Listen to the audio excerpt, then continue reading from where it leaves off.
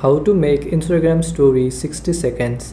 Hello and welcome to our channel Whizz. In this tutorial I'm going to show you how you can make your Instagram story 60 seconds.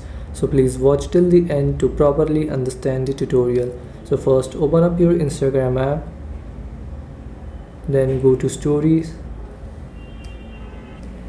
and go to your phone's gallery and select the video that you want to upload to your Instagram story, and that is 60 seconds long or longer.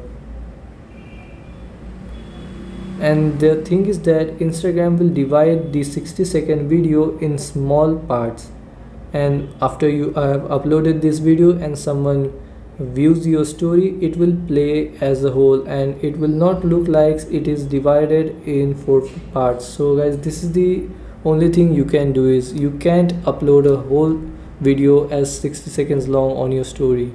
So guys, this was it for this video. Thanks for watching.